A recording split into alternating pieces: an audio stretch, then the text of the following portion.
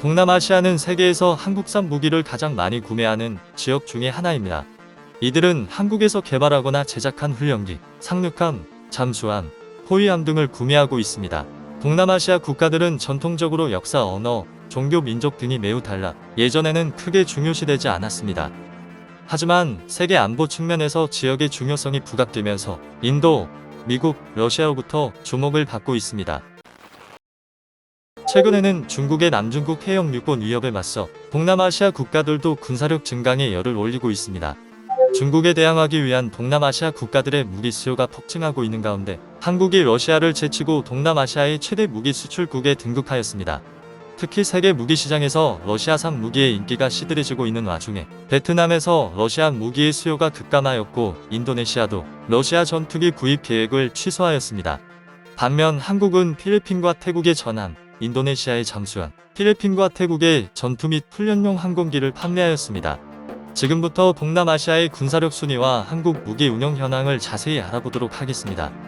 5위는 동남아시아의 유일한 선진국 싱가포르입니다. 동남아시아에서 질적인 면에서 군사력 최강이라고 평가해도 손색이 없습니다. 싱가포르는 풍부한 달러를 이용하여 독일제 전차 레오파르트 2A4, 미국제 F-16 등 최신 군사무기들을 보유하고 있습니다. SAL-21이라고 불리는 자체 개발한 소총이 있으며 기본 군용 소총치고는 나름대로 현대적이고 평가도 괜찮습니다. 싱가포르는 얼마 되지 않는 인구에 최대한 병력을 끌어모으기 위해 징병제를 유지하고 있으며 의무 복무 기간은 2년입니다. 하지만 싱가포르는 국토가 너무 작아 전면전이 벌어지면 한 번에 피해를 당할 수밖에 없습니다.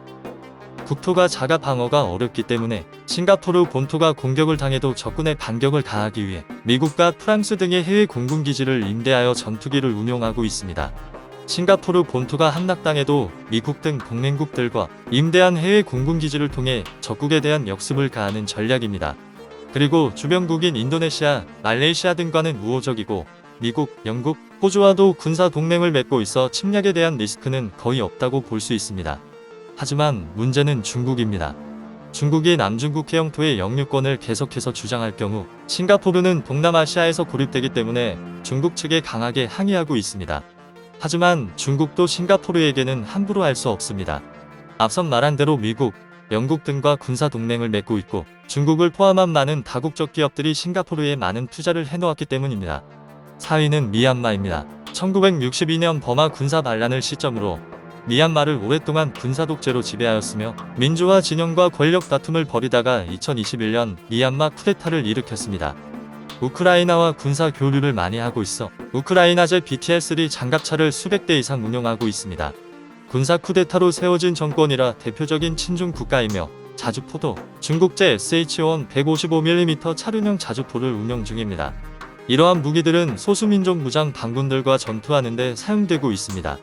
3위는 태국입니다. 적어도 동남아시아에서는 강력한 군사력을 보유하고 있습니다.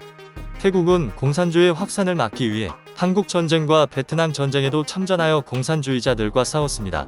태국은 공산주의를 막기 위한 전쟁 파병을 계기로 미국과 사이가 아주 좋아졌으며 이를 계기로 태국은 미국의 M48과 M60 전차를 주력 전차로 운용하였습니다. 태국은 동남아시아에서 비교적 강력한 공군력도 보유하고 있습니다.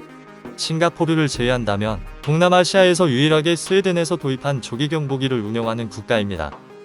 전체적인 해군력은 동남아시아 기준으로 상위권에 있으며 태국은 대한민국으로부터 5천억 원에 달하는 3,600톤급 호위함 한 척을 주문하여 운영 중에 있습니다. 2위는 베트남입니다. 베트남은 압도적인 열세에도 불구하고 과거 미국, 중국, 프랑스와 같은 강대국의 군대를 격퇴한 적이 있습니다. 이런 실전 경험을 통해 70년대에는 동남아시아에서 가장 강력한 군대를 가진 국가이기도 하였습니다. 현재는 대부분 노후화된 구식 병기를 보유하고 있지만 지금은 경제 발전과 더불어 군 현대화를 추진하고 있습니다. 무엇보다 중국과 남중국해 분쟁 등 중국의 위협에 대응하기 위해 군사력을 강화하는 데 많은 예산을 투입하고 있습니다. 중국을 견제하기 위해 전통적인 군사 동맹인 러시아의 관계 강화 외에도 인도, 미국과도 관계를 개선하고 있습니다. 베트남이 수입하는 대부분의 무기는 러시아제입니다. 공군 전력 역시 중국의 위협에 대비하기 위해 러시아 전투기를 운용하고 있으며 베트남 본토 방어를 위해 러시아제 대공 미사일 체제도 보유하고 있습니다. 그리고 2016년 버락 오바마 대통령의 베트남 방문을 계기로 미국산 무기도 구입할 수 있게 되었으며 미국 등에게 다낭항도 개방하여 중국을 적극 견제하고 있습니다. 베트남은 한국산 무기에도 꾸준히 관심을 보이고 있는 것으로 알려져 있습니다. 1위는 인도네시아의 군대입니다. 동남아시아를 대표하는 지역 강국으로서 동남아시아에서 정상권의 군사력을 보유하고 있습니다. 영국, 한국 등의 군사적 지원을 받으며 성장하고 있고 단군과의 전투 등으로 크고 작은 실전 경험이 많고 서방권 수준의 장비로 무장하고 있습니다. 이웃나라 호주와는 서로 견제하는 입장이며 말레이시아와도 지역의 주도권을 놓고 경쟁 관계에 있습니다. 대한민국에서 1만 톤급 대형 상륙함 4척을 구입하여 수송함 전력은 인도네시아가 가장 강합니다. 2011년에는 인도네시아 국방부와 FA-50 16대 총 4천억 원 규모의 수출 계약도 체결되었고 2014년에는 한국형 차세대 전투기 KF-X도 공동 개발하기로 하였습니다. 지금까지 동남아시아 군사력 탑5 국가를 알아보았습니다. 시청해주셔서 감사합니다.